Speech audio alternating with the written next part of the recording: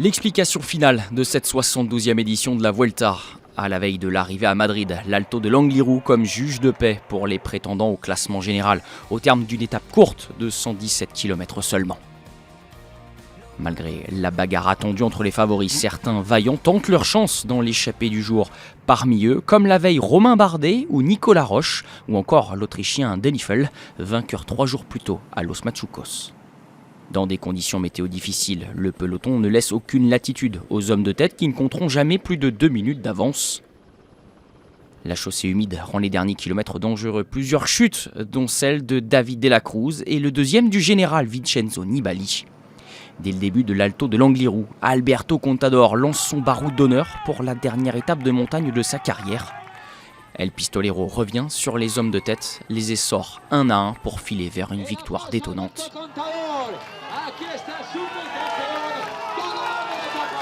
Derrière, c'est l'équipe Sky qui fait le ménage dans le groupe de favoris. Vincenzo Nibali décroche à 2 km du sommet. Zakharin et Kelderman l'ont précédé. Tracté par son coéquipier Wout Poels, Froome n'aura jamais tremblé et devrait, sauf terrible défaillance, décrocher sa première Vuelta.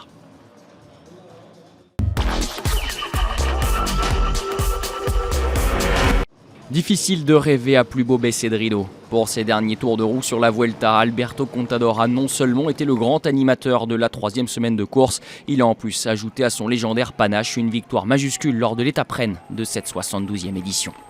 Parti dans les contreforts de l'Angliru, El Pistolero a réveillé l'orgueil local en remportant la première victoire d'étape espagnole à l'issue d'un show dont lui seul a le secret.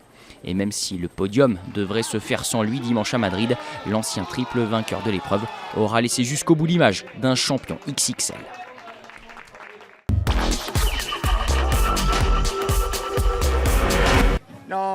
Il n'y a pas de meilleur épilogue que celui-ci. Réussir à gagner ici sur l'Angliru, mettre le point final à une carrière sportive dans laquelle je me suis toujours donné à fond. Ce matin, c'était clair pour moi. C'était ma journée. Je voulais dire au revoir de cette manière. Et je pense qu'il n'y a pas de meilleur moment, ni de meilleur endroit.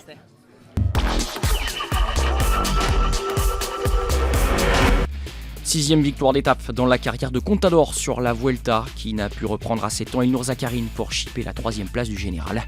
3e du jour, Chris Froome devrait donc devenir, selon toute vraisemblance, le premier coureur depuis Bernard Hinault, il y a 39 ans, à doubler Tour et Vuelta. Pour son premier Tour d'Espagne, Zakharin devrait lui compléter le podium aux côtés de l'ancien vainqueur Vincenzo Nibali. Ce dimanche, dernière étape de la 72e édition de la Vuelta, arrivée traditionnelle dans les rues de Madrid, la capitale espagnole. Une récompense pour les coureurs après 3 semaines de course, un dernier effort pour les sprinteurs amenés à se disputer la dernière victoire d'étape.